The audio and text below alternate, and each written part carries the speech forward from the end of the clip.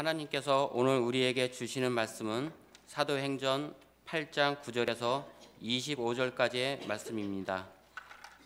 사도행전 8장 9절에서 25절까지의 말씀을 제가 받들어 읽겠습니다. 그 성에 시몬이라 하는 사람이 전부터 있어 마술을 행하여 사마리아 백성을 놀라게 하며 자칭 큰 자라 하니 낮은 사람부터 높은 사람까지 다 따르며 이르되 이 사람은 크다 일컫는 하나님의 능력이라 하더라. 오랫동안 그 마술에 놀랐음으로 그들이 다 따르더니 빌립이 하나님 나라와 및 예수 그리스도의 이름에 관하여 전도함을 그들이 믿고 남녀가 다 세례를 받으니 시몬도 믿고 세례를 받은 후에 전심으로 빌립을 따라다니며 그 나타나는 표적과 큰 능력을 보고 놀라니라. 예루살렘에 있는 사도들이 사마리아도 하나님의 말씀을 받았다 함을 듣고 베드로와 요한을 보내매 그들이 내려가서 그들을 위하여 성령 받기를 기도하니 이는 아직 한 사람에게도 성령 내리신 일이 없고 오직 주 예수의 이름으로 세례만 받을 뿐이더라. 이에 두 사도가 그들에게 안수하며 성령을 받는지라. 시몬이 사도들의 안수로 성령 받는 것을 보고 돈을 들여 이르되 이 권능을 내게 주어 누구든지 내가 안수하는 사람은 성령을 받게 하여 주소서 하니 베드로가 이르되 내가 하나님의 선물을 돈 주고 살 줄로 생각하였으니 내 은과 내가 함께 망할지어다. 하나님 앞에서 내 마음이 바르지 못하니 이 도에는 내가 관계도 없고 분깃될 것도 없느니라. 그러므로 너의 이 악함을 회개하고 주께 기도하라. 혹 마음에 품은 것을 사하여 주시리라. 내가 보는 너는 악독이 가득하며 불의에 매인 바 되었도다.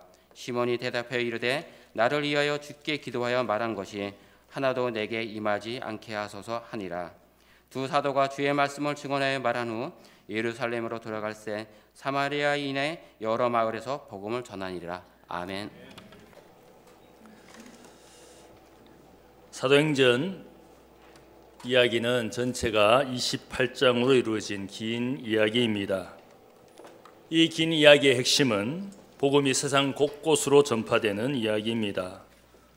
오늘 읽은 사도행전 8장은 예루살렘에서 시작된 성령과 복음의 역사가 이제는 유대인의 땅을 넘어서서 지역적으로 그리고 인종적으로 다른 사마리아 땅으로 전해지는 이야기가 나오고 있습니다.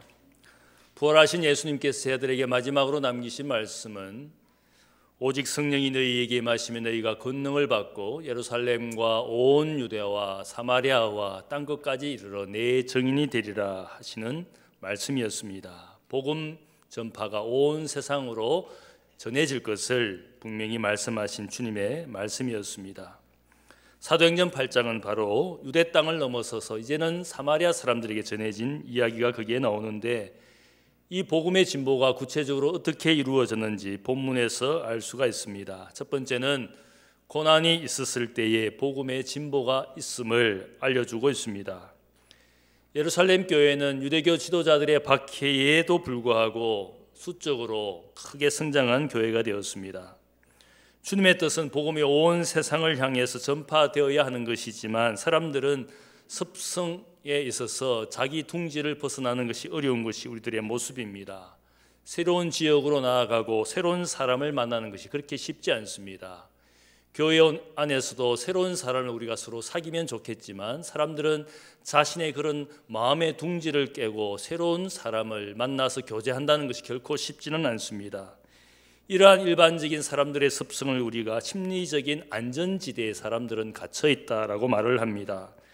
자기만의 세상에 머물려고 하는 것이 우리의 모습입니다. 그것이 가정일 수도 있고 혹은 우리의 일터일 수도 있고 우리의 습관 혹은 성향과 기호일 수가 있습니다. 어떤 분은 늘 가정에만 머물러 사는 분이 있습니다. 어떤 분은 늘 직장 생활에 많은 시간을 보내는 분이 있습니다. 어떤 분은 어떤 일을 해도 혹은 어떤 취미 생활을 해도 늘 그것만 고집하는 분이 있습니다. 우리 학생들이 요즘에 문제가 무엇입니까? 스마트폰에 집착을 합니다. 혹은 게임에 집착을 합니다. 어쩌면 그러한 집착이 무엇을 말합니까? 거기에만 머물려고 하는 그것이 나의 인생의 안전이라고 생각하고 거기에서 편안해지고 보호받는다고 생각을 하기 때문에 거기에 몰입하는 경향이 있습니다. 이런 점에서 믿음의 조상 아브라함이 자신의 고향 아버지의 집을 떠나는 것은 결코 쉽지 않은 것이었습니다. 그러나 하나님의 부르심에 그가 순종해서 새로운 땅, 새로운 곳으로 새로운 사람을 만나기 위해서 떠나간 것이었습니다. 만일 예루살렘 교회에 박해나 위기가 없었다면 아마 예루살렘 교회 교인들은 자기 만족과 자기 구원의 삶을 추구하면서 그 상태로 그곳에 머물러 살았을 것입니다. 하지만 본문 이야기 전에 스데반의 순교 사건은 교회에 큰 박해가 있게 되어서 결국 예루살렘 교회의 다수들은 세상 곳곳으로 흩어지지 않을 수가 없었습니다. 특별히 유대교 지도자들은 스데반과 같은 헬라 문화와 헬라어를 하는 유대인들, 그들을 기독교인이라고 규정하면서 이들은 율법과 성전을 반대하는 그런 사람들로 의심하기 시작했습니다. 그래서 이들에 대한 박해가 더욱 강하게 되었습니다. 헬라파 유대인들은 더 이상 예루살렘에 살지 못하고 8장 1절의 말씀을 보면 다른 유대 땅과 사마리아 지역으로 흩어질 수밖에 없었습니다. 그 결과로 흩어진 헬라파 유대인이면서 7집사 중에 한 사람인 빌립이 사마리아 땅으로 가게 되고 그를 통하여 사마리아 땅의 복음이 드디어 전해지게 되었습니다. 자신의 안전지대에 머물러 살고자 하는 예루살렘 교회 교인들을 흩어버린 것은 물론 이야기를 보면 유대교 지도자들의 박해 때문에 흩어진 것이었지만 그 내면을 보면 이 모든 것이 하나님이 흔드신 것이었습니다. 거기에만 머물러 있기를 원하는 그 기독교인들을 하나님이 박해라는 이것을 통하여 그들을 세상 곳곳으로 흩어버리신 것이었습니다. 박해가 있었지만 이것이 복음 진보의 기회가 되었습니다. 박해로 말미암은 고통은 있었지만 그 고통이 오히려 하나님의 영광이 되는 복음의 진보로 이어진 것이었습니다. 독수리라는 짐승은 둥지를 만들 때에 그 둥지 바깥은 가시나무나 혹은 돌 조각을 이용해서 둥지 바깥을 만든다고 합니다. 그리고 둥지 안쪽에는 부드러운 풀이나 짐승의 털로 그 둥지 안을 포근하게 만든다 그럽니다. 그래서 독수리 새끼를 키울 때는 어미가 모이를 주면서 자라나게 합니다. 부드럽고 푹신한 둥지 안에서 자라나고 혹은 보호를 받게 합니다. 하지만 새끼가 어느 정도 자라나서 창공을 날아야 할 때가 오면 어미 독수리는 둥지 안쪽에 푹신한 털이나 포를 다 뽑아서 바람에 날려 보낸다고 합니다. 그래서 둥지 안이 거친 돌이나 혹은 뾰족한 가시 때문에 새끼들이 지내기가 불편하게 만든다 그럽니다. 결국 새끼는 이 둥지를 떠나서 창공을 날아갈 수밖에 없도록 만든다 그럽니다. 때가 되면 그 둥지를 떠나서 새로운 세상 창공으로 날아가야 한다는 겁니다. 우리가 요즘 걱정하는 것이 무엇입니까? 자라나는 세대가 어른들의 세대보다는 너무 풍요롭고 평안한 세상이 되어서 역경도 고생도 모르고 우리 자녀들이 자라나기 때문에 과연 저 인생이 얼마나 연약한가, 마치 온실에서 큰 화초처럼 비바람을 견디어낼까, 우리가 그렇게 걱정하지 않습니까? 역경과 시련을 견디어낸 사람들이 많은 면에서 성장하고 단단한 인생이 되어가는 것을 우리가 다 공감하고 있습니다. 교회도 마찬가지인 것 같습니다. 역경과 고난을 견디어낸 교회는 단단해집니다. 사람들 간에 서로 간에 대한 사랑과 또 혹은 교제가 풍성해집니다. 역경과 고난을 통하여 교회가 성장하고 복음의 진보가 있었던 것이 교회 역사였습니다. 최근 소식에 따르면 이라크 땅에 많은 무슬림들이 순위파 극단주의 무장단체인 ISIS의 박해 때문에 많은 고난을 당했습니다. 놀라운 것은 이들에게 기독교인들이 복음을 전했을 때 기독교의 복음이 그들에게 희망이 되면서 예수를 믿는 많은 무슬림들이 생기기 시작했다 그럽니다. 또한 이러한 선교를 지금까지 담당하는 엘람 미니스트리의 선교 보고에 따르면 1979년에 이란의 혁명이 일어났을 때 기독교인들의 숫자가 500명에 불과했지만 지금은 이란에서 많은 기독교인들이 가정교회를 통하여 복음을 받아들인다 그럽니다. 그래서 지금 선교 보고에 따르면 이란 내에 기독교인 인구가 수십만에 이르고 있다 그럽니다. 절대로 선교의 역사가 불가능하다고 생각되는 그 지역, 그 무슬림 지역에서 이란과 이라크라는 이 양대 이슬람을 대표하는 두 나라 안에서 기독교인들이 박해와 고난을 당하지만 놀랍게도 계속적으로 기독교인들의 숫자가 늘어난다는 것은 무엇을 이야기합니까? 고난과 역경 속에서 복음은 더욱더 열매를 맺는 것이 기독교의 역사였고 선교의 역사라는 사실을 하나의 증거해주는 하나의 일입니다. 바울이 감옥에 갇혀서 드디어 죽을 날을 기다릴 때 많은 사람들은 드디어 선교와 복음의 역사는 끝났다, 이방 선교는 점점 더 어려워질 것이라고 그렇게 예상을 했을 수가 있습니다. 그런데 바울은 빌립보 교회에 편지를 보내면서 자신이 감옥에 갇힌 것, 자신의 매임이 오히려 복음의 큰 진보가 되었다. 바울을 시기하고 질투하고 적대했던 사람들도 바울이 갇히게 되었을 때 더욱 분발을 해서 오히려 바울이 없을 때 그들이 오히려 복음 전하는 열정을 가지고 더욱더 복음의 진보를 위하여 쓰임받게 되었다. 바울을 존경하고 사랑하는 사람들도 바울이 감옥에 갇히게 되면서부터 더욱더 분발을 했습니다. 자신의 매임이 복음의 진보로 이어졌다라고 오히려 큰 기쁨을 말했던 것이 바울이었습니다. 사도행전 8장 말씀을 보면 교회에 큰 박해가 있어서 사도들 외에는 많은 교인들이 모든 땅으로 흩어졌다. 박해를 받은 상황을 이야기하지만 또한 이 말씀은 오히려 복음의 진보를 위하여 하나님께서 흩어버리셨다. 이 흩어버렸다라는 이 헬라어 단어를 보면 디아스페이로라는 단어를 쓰고 있습니다. 이 말의 원뜻은 씨를 넓은 곳으로 뿌리다, 그런 뜻을 가지고 있습니다. 박해의 사건이 오히려 하나님께서 새로운 은혜를 주시고자 하시는 인생의 땅의 교회라는 이것을 통하여 더 많은 곳에 복음의 씨를 뿌리고 은혜의 씨를 뿌린 하나의 사건처럼 이야기하고 있습니다. 내 인생에 고난이 있을 때, 고통이 있을 때 우리가 생각해야 될 것은 왜 이런 고난과 고통이 내게 있는가? 그렇게 우리가 생각할 수도 있지만 하나님께서 내 인생을 흔드셔서 새로운 은혜를 주시기 위한 씨를 뿌리셨다고 우리가 생각을 해야 되는 겁니다. 하나님께서 내가 거기에만 머물러 있으면 아무런 고난도 시련도 없으면 늘 거기에서 그것을 나의 안전지대라고 여기고 자신의 만족과 자신의 위로 가운데 인생을 살게 될 그 인생을 하나님께서 흔들어 버리신 겁니다. 새로운 은혜를 맛보도록 하나님께서 인생에게 고난과 고통을 주신 것으로 우리가 받아들여야 되는 겁니다. 성장과 열매를 위해서 하나님께서 씨를 뿌린 사건이었습니다. 두 번째로 우리의 정오심을 넘어설 때에 복음의 진보가 있다는 것을 보여주고 있습니다. 유대인과 사마리아인들 사이에는 역사적으로 그리고 인종적으로 그리고 종교적으로 서로 간에 대한 정오심과 적대감이 있었습니다. 역사를 보면 주전 722년에 북쪽 이스라엘 왕국이 아수르 제국에 의해서 멸망을 당했습니다. 이 땅에 어떤 반란이 일어날 것을 두려워했던 아수르 제국이 정책적으로 저 동방의 이민족을 북쪽 이스라엘 땅에 살게 했습니다. 시간과 세월이 흘러서 그 땅에 살고 있던 이스라엘 사람들이 이방인들과 섞여 살면서 결혼을 하고 후손을 낳으면서 혼혈된 사람이 되었습니다. 그래서 남쪽 유대인 사람들은 북쪽 이스라엘 사람을 더 이상 이스라엘 사람들로 여기지 않고 사마리아 사람이라 부르면서 그들을 부정했습니다. 나중에 주전 586년에 남쪽 유다 왕국이 또한 바벨론 제국에 의해서 멸망을 당하고 많은 유대인들이 저 바벨론 땅으로 끌려갔습니다.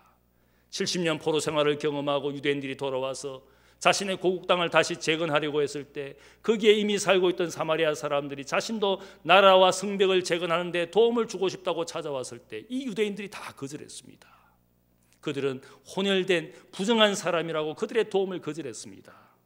나중에 학사 에스라와 느헤미야 총독이 주장하기를 유대인들은 유대인들끼리만 결혼을 해야 된다, 혈통을 순수하게 보존해야 된다라는 그런 정책을 사람들에게 이야기했습니다.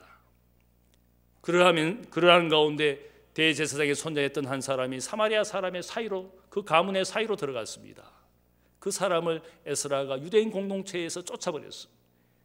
이러한 것들은 무엇을 이야기합니까? 인종적으로 역사적으로 사마리아인과 유대인 사이에는 계속되는 정오심과 적대감을 가지도록 그러한 역사가 계속 반복되고 있는 것을 보여주고 있습니다.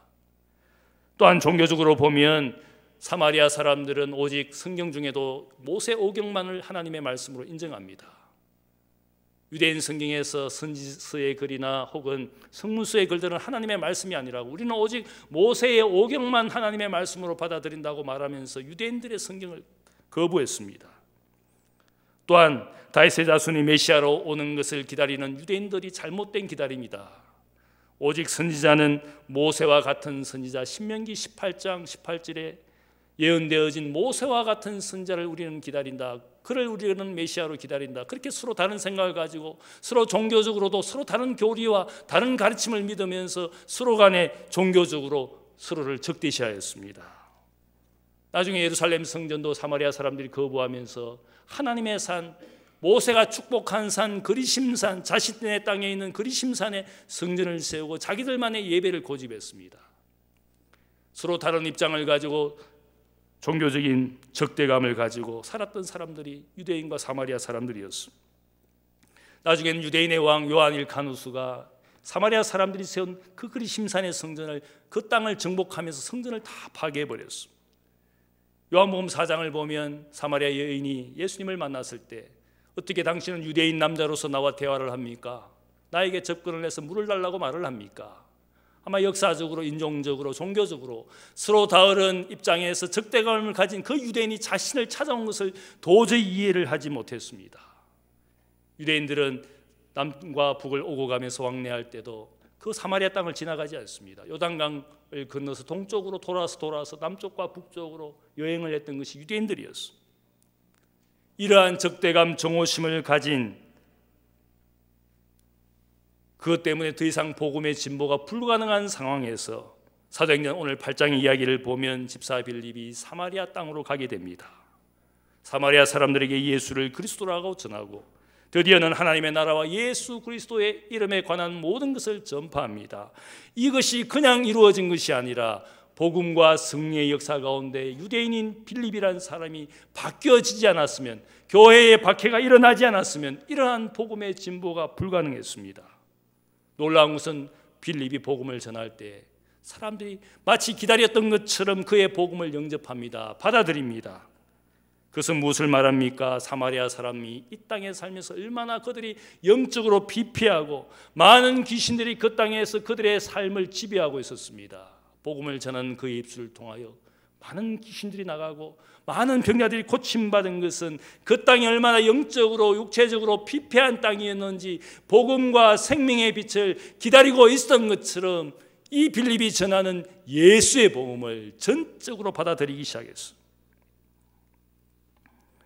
만일 정오심과 적대감을 가지고 이 유대인인 빌립이 계속적으로 예루살렘에만 머물러 살았다면 복음의 역사나 진보는 일어나지 않았을 겁니다. 이 일은 바로 예수님의 모습을 닮아간 하나의 빌립의 발걸음이었습니다. 예수님이 어떻게 하셨습니까? 요한복음 4장을 보면 사마리아 땅을 가셔야만 하겠는지라 그런 말씀이 나옵니다. 사마리아 여인을 만나는 이야기가 단순한 이야기가 아니라 우연한 만남이 아니라 예수님께서 그 땅에 고통당하는 한 여인을 알고 있었습니다. 많은 남자들로부터 버려지고 성적인 놀이개로 전락한 그 여인의 고통을 주님께서 알고 계셨기 때문에 아무도 가지 않은, 유대인이라면 가지 않은 그 땅을 지나가셔야만 하겠는지라 그렇게 그 이야기를 소개하고 있어요.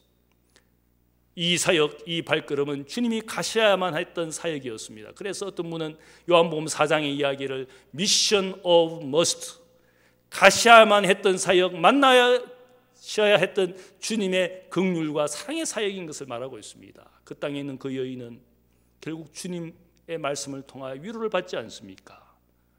동네 사람들은 그를 마치 성적인 방종이 가득한 여인이라고 말했을지 모르지만 사실은 그 사회가 이 여인을 그렇게 만들었습니다. 남자들이 놀이개감으로 이혼하고 쉽게 이혼 정서를 주고 이혼을 하면서 이 여인은 다른 남자에 의해서 또 이용당하고 그러나 사람들은 그녀를 마치 성적인 방종이 있는 죄인이라고 취급했던 이 여인의 삶 속에 주님께서 그녀에게 영원히 목마르지 않는 생수를 주시려고, 그녀의 모든 과거를 알고 있을 때 당신이 기다리는 바로 그 선지자입니까? 모세와 같은 내가 기다리는 그 메시아입니까? 그녀의 마음으로부터 주님을 만났을 때 얼마나 기다렸던 주님이었는지를 그녀가 고백하고 있습니다.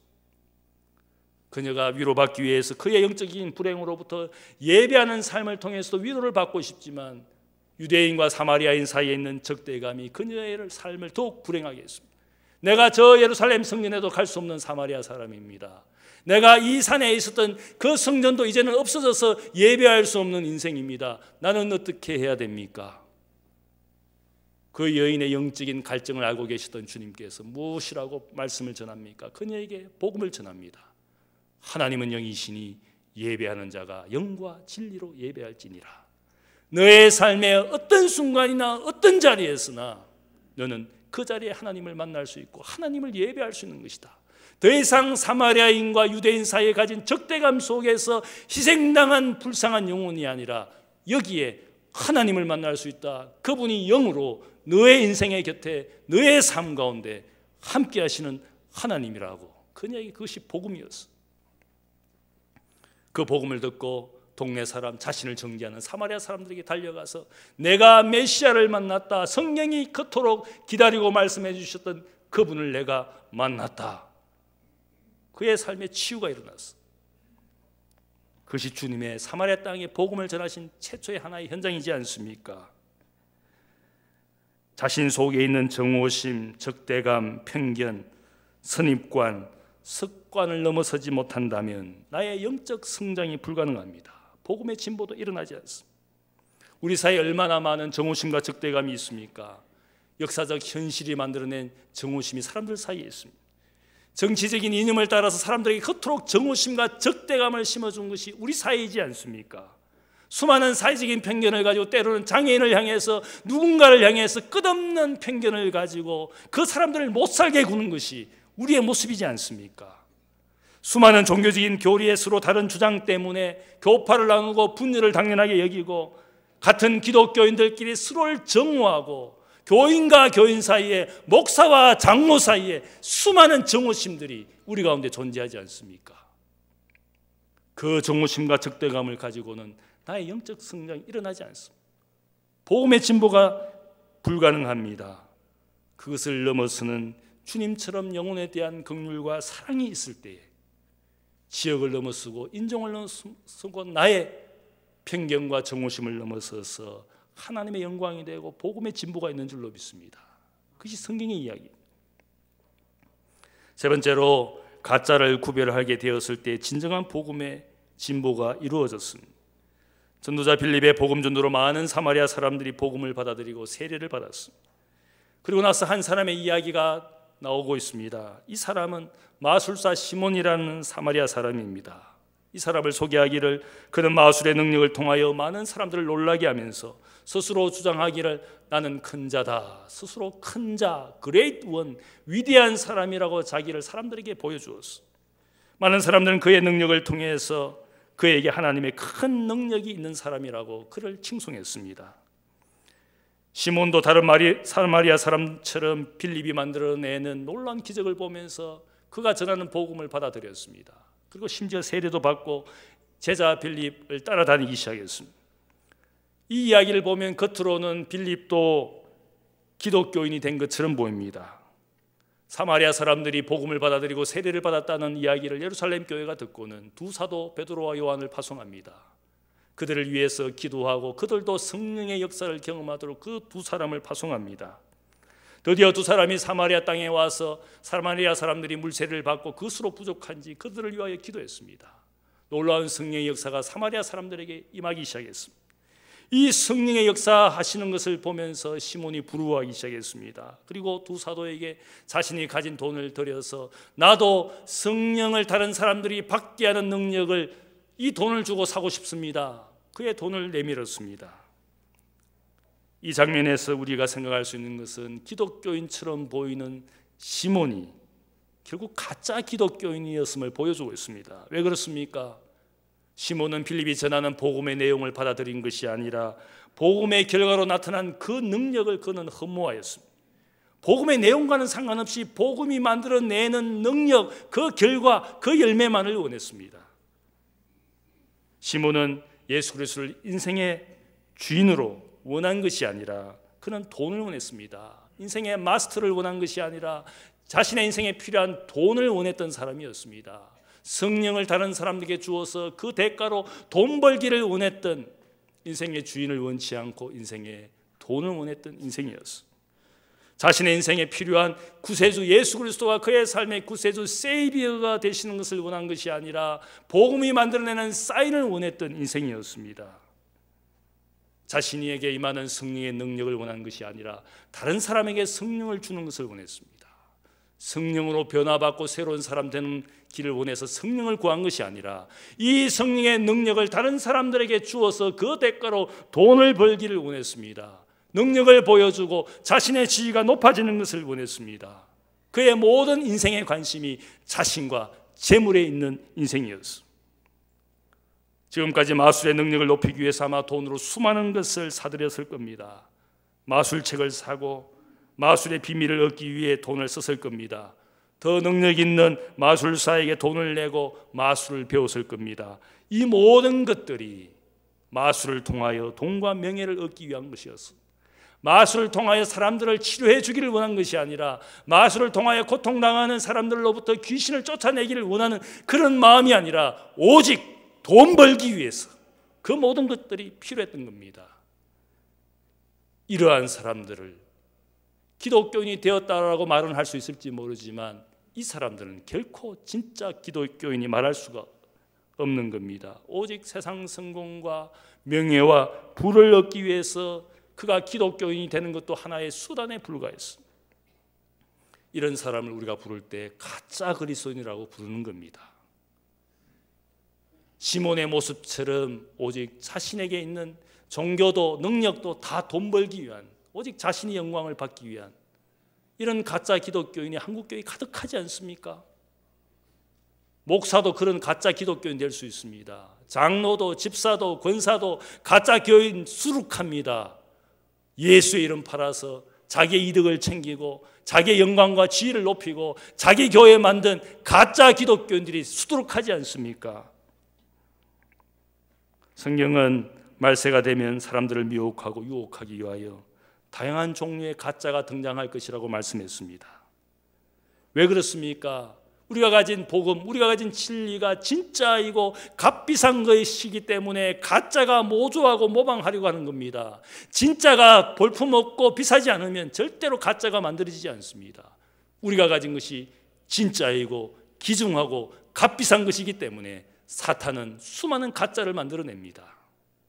가짜가 판을 칠수록 진짜가 진짜라는 사실을 우리가 알아야 되는 겁니다. 사탄은 하나님이 역사하시는 진짜를 모방하여 수많은 가짜를 만들어냅니다. 성경에 보면 거짓 성생이 교회 안에서 일어나고 거짓 선지자가 교회 안에서 일어날 것을 이야기합니다. 그리스도가 여기 있다 저기 있다 수많은 가짜 그리스도 적 그리스도가 교인들을 유혹할 것을 말합니다. 광명의 천사로 사탄이 위장해서 거짓 사도인 것처럼 거짓 사도로 위장하여 사람들을 유혹합니다. 스스로 의로운 것을 말하지만 사실은 그 속에 탐욕이 있는 가짜 의가 얼마나 많은지 모릅니다. 고난과 고통 가운데 역사하는 진짜 복음보다는 세상의 부와 건강을 외치는 복음들이 오늘 수많은 사람들의 귀를 즐겁게 합니다. 예수 믿으면 건강하고 예수 믿으면 부를 찾고 부를 얻고 건강을 외치는 건강복음, 성공을 외치는 성공복음. 미국에도 보면 교회가 성장하고 지금 세계적인 교회가 된 조엘 오스틴 늘 좋은 이야기만 합니다. 긍정적인 사고를 가져라. 그럴듯합니다. 그 교회만 사람들이 수십만 명 스타디움을 가득 차 있습니다. 제가 그 설교를 몇 번이나 들어보았어요. 고난과 고통이 없는 복음을 이야기합니다. 진짜를 모방한 가짜 복음이 수많은 사람들을 유혹하고 있습니다. 가짜 기독교인 시몬을 향하여 사도 베드로가 그의 인생에 선포합니다. 너가 하나님의 선물을 돈 주고 살 줄로 생각하였으니 너의 은과 너의 것이 함께 망할지어다. 하나님 앞에서 너의 마음이 바르지 못하니 이 도의 이 말씀에는 너가 관계도 없고 분깃될 것이 없느니라. 그러므로 너의 약함을 회개하고 주께 기도하라. 혹 마음에 품은 것을 사하여 주시리라. 내가 보니 너는 악독이 가득하며 불의에 매인 바 되었도다. 이 선포는 성장하지 못한 미숙한 기독교인들에게 주신 말씀이 아니라 아예 그가 가짜인 것을 이야기하고 있습니다. 기독교인이라고 말하지 않습니다. 주께 너의 죄를 회개하고 주께 용서함을 구하라. 이것은 불신자에게 하는 선포입니다. 복음을 받아들이고 세례를 받았지만 그는 기독교인이 아니라는 말입니다. 너의 속에 악독이 가득하다. 그 악독이라는 말은 원어로 보면 쓴 쓸개를 이야기하는 단어입니다. 그의 인생 자체가 쓰다는 이야기입니다. 아무것도 진정한 진리가 혹은 진짜가 없기 때문에 그의 속은 늘 허하고 쓴 인생으로 살고 있는데, 그 쓴 인생이 달아지기 위해서 성공을 원하고 돈을 원하고 지위를 원했습니다. 그것을 맛보면 쓴 인생이 달아질 것처럼 착각하고 그것을 구했지만 그의 인생은 진짜가 없기 때문에 여전히 하나님 앞에 악독, 쓴 것이 가득한 인생이란 뜻입니다. 가짜인 인생이, 그 인생은 허한 것입니다. 인생을 살아갈수록 그 인생은 자꾸 비어지게 되고 헛된 것을 추구하면서 쓴 인생이 달아지려고 노력을 해보고 또 해보지만 모방하지만 그의 인생은 달아지지 않습니다. 가짜이기 때문에. 거룩한 것을 돈으로 사려고 하는 이 시도를 우리가 성직매매라고 부릅니다. 그래서 영어에서 이 이야기에서 근거로 해서 시몬이라는 영어 단어가 있습니다. 성직매매. 시몬 같은 짓을 하는 것을 우리가 시몬이라고 합니다. 시몬 같은 짓을 하는 시몬이들이 한국교회에 가득하지 않습니까? 하나님의 거룩한 것, 비싼 것, 진짜를 가짜를 가지고 모방하려고 하는 수많은 사람들의 시도가 있지 않습니까? 시몬 같은 인생, 시몬 같은 짓을 하는 사람들이 많습니다. 베드로는 거짓 기독교인 시몬을 아예 불신자로 간주하고 너의 약함을 회개하고 주께 기도하여 용서함을 받으라.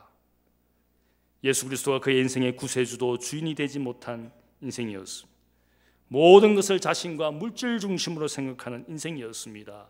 그러한 인생을 불신자라고 그러는 겁니다. 자신밖에 모릅니다. 돈과 물질밖에 모릅니다. 그것이 세상 사람들이지 않습니까? 교회 전승에 따르면 마술사 시몬은 후에 로마로 건너가서 자신의 신앙 공동체를 만들고 거기에 교주가 됩니다. 후에는 베드로에게 누가 더 큰 기적을 만드는 진짜 사도인가 한번 대결해보자, 그런 제안을 할 정도의 이단이 됩니다. 나중에 교부 이레니우스와 히폴리투스 터틀리니아누스는 이단 목록을 열거하면서 그 첫 자리, 이단의 최초, 영지주의의 최초의 이단은 바로 이 마술사 시몬이다. 그들의 이단 목록의 첫 자리에 이 시몬을 올려놓았습니다. 자신이 회개하며 주님께 기도하기보다는 두 사도에게 자신이 망하지 않도록 자신을 위하여 기도해 달라고 했습니다. 진정한 회개도, 진정한 하나님께 구하는 기도가 없는 그런 그리스도인, 그것을 가짜라 그럽니다. 저는 가끔씩 저에게 기도를 부탁하는 분들을 봅니다. 제가 속으로는 나한테 기도 부탁하지 말고 네가 기도해, 네가 열심히 주님께 긍휼을 구해, 그런 마음이 들 때가 있어요. 물론 제가 그분을 위해서 기도해 주지 않는 것은 아닙니다. 더 중요한 것이 무엇입니까? 내가 주님께 기도하는 것이 중요합니다. 내가 하나님의 도움을 구하는 것이 중요합니다. 누군가에게 부탁할 것이 아니라, 누군가 나를 위하여 신앙생활을 열심히 하고 헌신해 주는 것이 아니라, 내가 열심히 기도하고 내가 열심히 신앙생활하고 내가 예배와 섬김의 삶을 사는 진짜가 되는 것이 중요합니다. 부모가 대신해 줄 수 있는 것이 아닙니다. 누군가 다른 사람이 대신해 줄 수 있는 것이 아닙니다. 내가 주님께 회개하고 주님께 기도하는 겁니다. 베드로가 물리를 걸어가는 그런 놀라운 믿음을 우리에게 보여주었다. 저는 그것이 진짜 믿음이라고 생각하지 않습니다. 금방 물에 또 빠져들어갔어. 물리를 걸어가는 기적을 만들어내는 것이 진정한 믿음이 아니라 물속으로 빠져갈 때 즉시 베드로가 고백합니다. 외칩니다. 주여 나를 구원하소서. 인생의 고난과 고통이 있을 때, 문제가 있을 때 주께 기도할 수 있는, 주님이 내 인생의 도움이십니다. 당신이 나의 구세주입니다. 나를 도와주소서. 그의 외침을 들은 예수님께서 그의 손을 붙들고 물 밖으로 꺼내셔서 어떻게 합니까? 베드로와 주님이 물 위를 걸어서 배에 있는 제자들에게 걸어갑니다. 저는 그것이 인생의 믿음이라고 생각합니다. 나 홀로 기적을 만들어내는 그런 믿음이 아니라 주님과 함께 인생의 바다를 건너가는, 나의 주인 나의 구세주와 함께, 그분과 함께 인생의 거친 파도를 넘어서서 바다 위를 걸어가는, 그것이 진정한 믿음입니다. 능력과 표적을 만들어내는 믿음이 아니라 주님이 내 인생의 주인이십니다. 그분이 나의 삶의 구세주입니다. 당신이 나를 통하여 역사하소서. 주님과 함께 인생을 가기를 원합니다. 그것이 저는 믿음이라고 생각합니다. 복음의 진정한 진보는 가짜에 유혹되지 않고 진짜를 귀하게 여기고 그 진짜를 붙들고 살아갈 때 내 삶의 복음의 진보가 이루어집니다. 지역을 넘어서서 많은 곳으로 복음을 전하는 것도 복음의 진보, 복음화라고 말할 수 있지만 내 삶에 아직도 복음화되지 않은 삶의 영역과 생활을 주님께 온전히 드리는 것이 저는 복음화라고 생각합니다.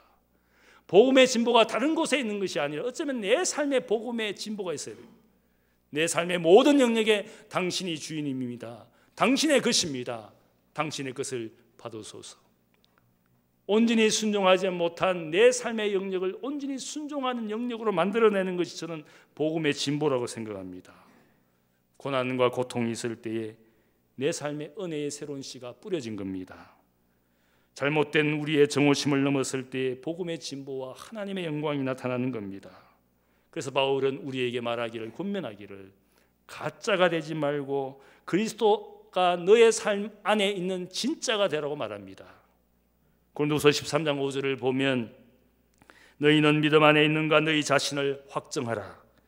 예수 그리스도께서 너희 안에 계신 줄을 너희가 스스로 알지 못하느냐. 그렇지 않으면 너희는 버림받은 자니라. 여기에 보면 무엇이 진짜인가를 알려주고 있습니다. 내 인생은 언제나 가짜에 불과합니다. 수많은 세상의 가치의 유혹에 넘어지는 것이 가짜 같은 내 인생이지 않습니까? 질그릇 같은 인생입니다. 늘 깨어집니다. 연약합니다. 넘어집니다. 바울이 무엇을 이야기합니까? 그러나 질그릇 같은 내 인생에 보배 되신 예수를 담고 있다. 우리가 어떻게 진짜가 되는 겁니까? 진짜를 담으면 그 그릇이 가치가 있게 되는 겁니다. 내 속에 진짜를 담고 있으면 그분이 내 인생을 진짜로 만들어가는 겁니다. 아무리 근거를 은것을 만들었다 할지라도 거기에 쓰레기를 담고 있으면 가짜에 불과합니다. 바울이 이야기하는 것은 너희는 버림받는 자가 되지 않도록 너희 속에 예수 그리스도가 있는 것을 확증하라. 우리 속에 진짜를 담으라는 이야기입니다. 여러분이 어떤 인생을 살고 있습니까? 여러분의 인생의 주인으로, 구세주로 주님이 여러분의 삶에 있습니까? 신앙과 믿음의 삶을 살면서 그리스도가 내 삶의 주인 되시는 그분께 온전히 순종하는 여러분의 삶에 복음이 제대로 복음화되고 복음의 진보가 있습니까? 10년, 20년을 살면서도 늘 그 자리에. 오늘 말씀은 무엇을 이야기합니까? 내 삶에 고난과 고통이 있지만 그것이 은혜의 씨로 뿌려져서 복음의 진보를 원하시는, 내 삶의 성장을 원하시는 하나님의 은혜가 있는 줄로 믿습니다. 여러분의 삶에 참된 그리스도인, 진짜 그리스도인 되시기를 주님의 이름으로 축복합니다. 기도하겠습니다. 사랑의 아버지 하나님, 감사합니다. 내 인생은 언제나 진리와 진실 되신 하나님 앞에 가짜 같은 인생임을 고백합니다. 조금만 어려움과 문제가 있으면 또한 좌절하고 낙심하는, 내가 가진 것이 마치 가짜인 것처럼 또한 세상의 유혹에 흔들리는 저희들입니다. 주님, 내 삶 속에 살아계신 진리이신, 참된 진리이신 주님을 내 삶에 담았습니다. 내 인생의 보배가 되시고 내 인생의 참된 것이 되신 주님을 일평생 담고 그분을 닮아가며 그분이 만들어 가시는 진짜 인생 되기를 원합니다. 가짜가 되지 않기를 원합니다. 하나님 아버지, 수많은 가짜 가운데 오늘 교회가 몸살을 앓고 있습니다. 하나님 아버지, 예수 그리스도를 담고 성령과 복음의 역사에 순종하여 하나님의 기쁨이 되는 참된 그리스도인 되기를 원합니다. 우리의 인생을 받아 주옵소서. 감사하며 예수님의 이름으로 기도하옵나이다. 아멘.